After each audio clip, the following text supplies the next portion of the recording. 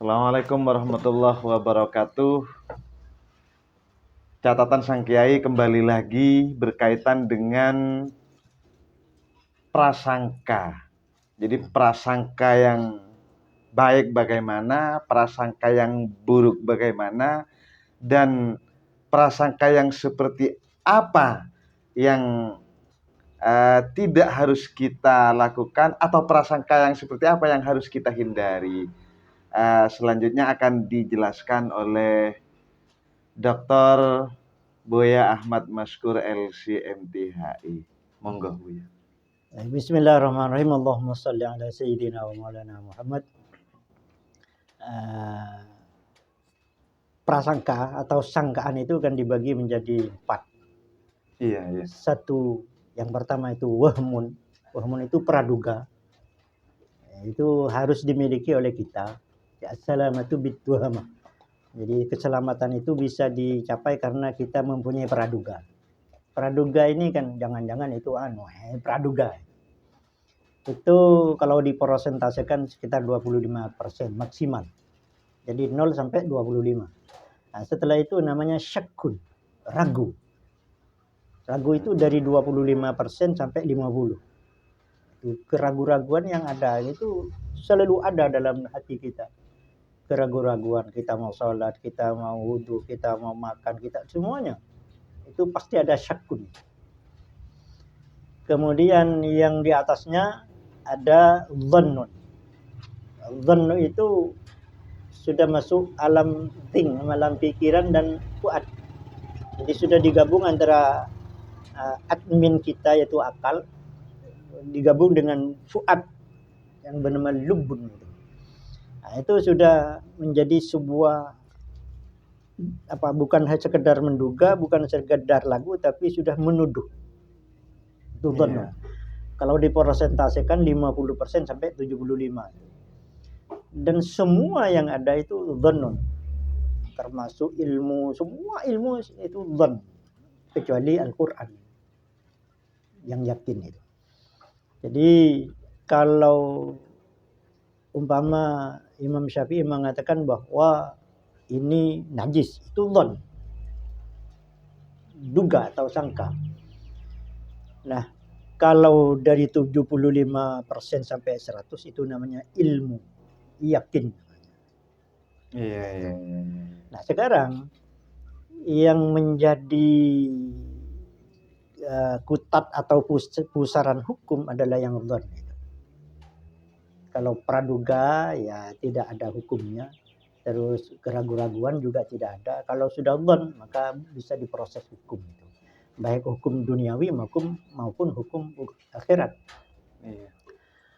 Karena kita sholat wajib kita minimal dhann itu bahwa sholat kita sudah benar, sudah sah. Jangan ragu. Dhann, oleh karena itu Al-Quran memberi pernyataan firman Allah Subhanahu wa taala, ya ayyuhalladzina amanu jtanibu katsiran minadh-dhanni inna ba'dadh-dhanni ismun. Jadi wahai orang-orang mukmin, semaksimal mungkin hindarilah Anda dhann itu menuduh sesuatu atau menuduh seseorang. Kenapa? Karena dhann itu bisa jadi dosa. Artinya sudah tercatat itu. Kalau sudah dhann, kalau ragu tidak dicatat. Apalagi wahmun, praduga, tidak ada catatan dalam hukum Allah. Nah, yang ada catatannya kalau sudah dhann.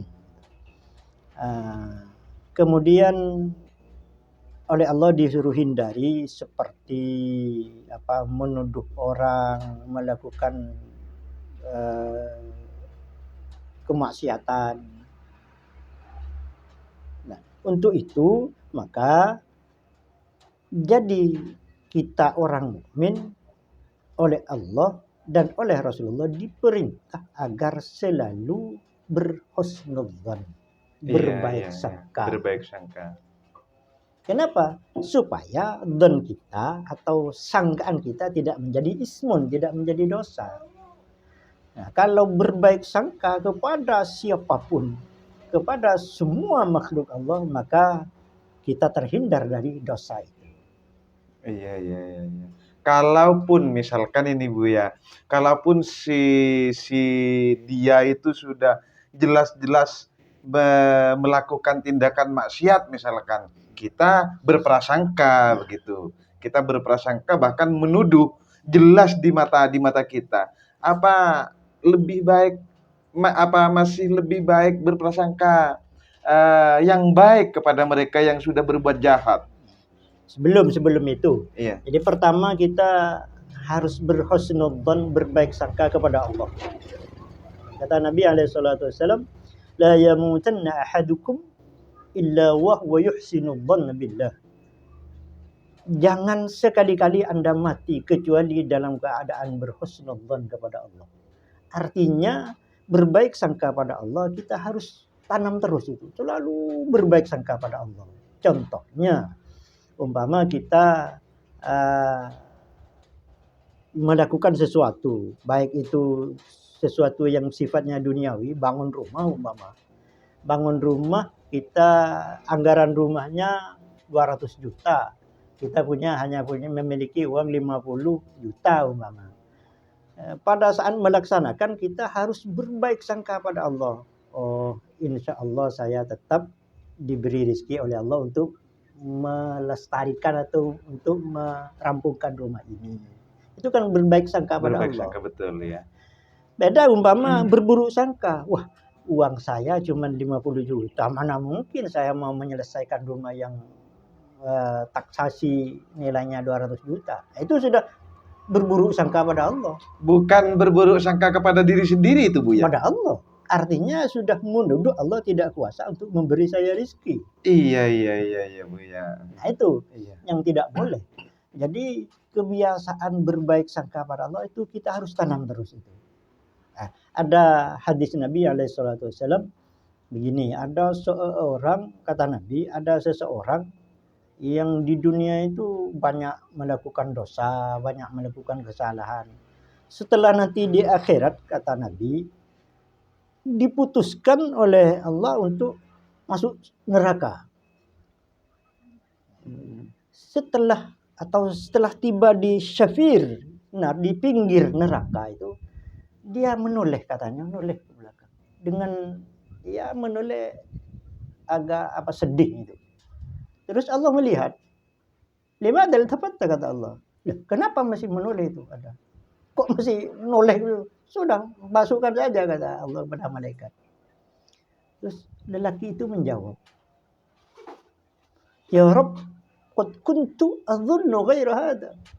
Tuhan, dulu saya di dunia saya tidak pernah menyangka bahwa saya akan seperti ini.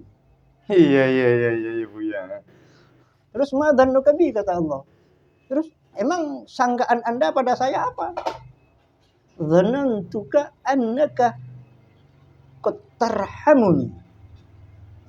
Dulu saya di dunia saya mempunyai sangkaan yang kuat bahwa Anda Maha Pengampun, bahwa Engkau akan mengasihani saya. Oh ternyata sekarang saya tidak mendapat rahmat. Berarti saya meleset dari sangkaan saya. Iya, iya, iya. Faqala Allah Subhanahu wa taala, qad rahimtuka farufi'a ilal jannah. Oh ya, saya rahmati Anda sekarang dan orang itu dimasukkan oleh Allah ke surga Allah Subhanahu. Ini fadilah atau keutamaan berbaik sangka kepada Allah Subhanahu wa taala yang harus kita latih. Hati kita latih selalu berbaik sangka pada Allah Subhanahu wa taala. Artinya itu Bu ya, hanya karena berprasangka akan diampuni dan berprasangka baik kepada Allah, sehingga walaupun perbuatan sebelumnya itu banyak dosanya, karena berprasangka masuk surga, begitu Bu ya? Masuk surga, karena orang masuk surga itu bukan dengan amalnya. Jadi orang masuk surga itu birahmatillah, dengan rahmat Allah. Tidak cukup amal siapapun di dunia, amal baik seperti apapun tidak akan cukup untuk masuk surga. Kecuali dengan rahmat Allah Subhanahu wa taala. Makanya kata Nabi SAW, ya bani Abdi Manaf, wahai anak keturunan Nabi, i'malu fa inni la ugni ankum minallahi syai'a. Beramallah, saya tidak punya tanggung jawab, tidak bisa. Amal kalian tidak bisa masukkan kalian ke surga. Ya Fatimah, i'mali fa inni la uli anki minallahi syai'an. Wahai Fatimah, putri Nabi, beramallah yang banyak.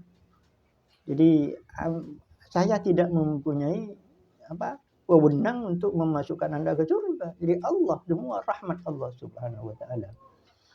Oleh karena itu, untuk melatih husnudzan pada Allah, berbaik sangka pada Allah, maka kita harus mulai dengan berhusnudzan pada makhluk Allah, pada manusia, pada sesama manusia. Jadi kata Nabi SAW, man dhanna bil mu'mini syarran faqad kharaja an dairatil iman. Siapapun yang biasa atau suka berburuk sangka pada orang mukmin, maka berarti dia keluar dari lingkaran keimanan.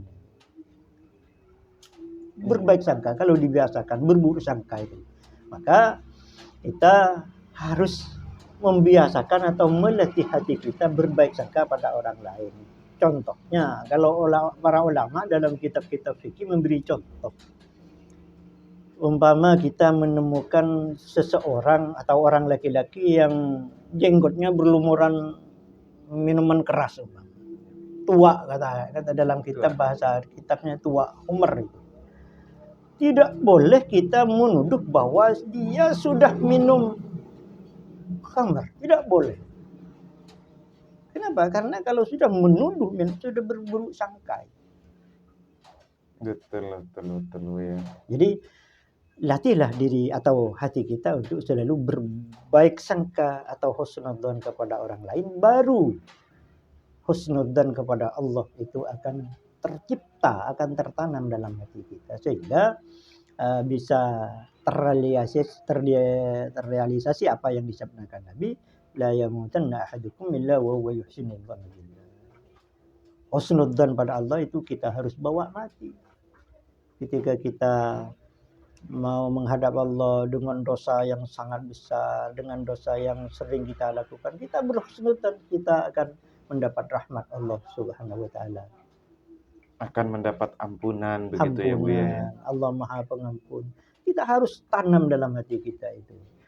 Kalau itu kita tanam, maka tidak sering atau kita tidak akan menyalahkan orang. Iya. Makanya sebelum itu dilatih, harus kita latih agar bisa membuang rasa jengkel itu. Jengkel itu kan kita harus buang. Rabbana wala taj'al fi qulubina ghillan lil ladzina amanu. Buanglah ya Allah, buanglah rasa jengkel saya kepada orang mukmin dalam hati kita itu. Jengkel, apalagi benci. Dan jengkel itu akan meningkat menjadi kebencian, meningkat menjadi kemarahan. Itu yang harus kita jaga dalam hidup ini. Sehingga kalau itu kita bisa latih, kita jaga, maka insya Allah hidup kita akan damai, tentram sampai di hadapan Allah Subhanahu wa taala. Kan hanya itu yang kita cari kan. Hayatan thayyibah itu kan hidup baik, tenang, tentram, baik di dunia maupun di akhirat. Iya Bu ya.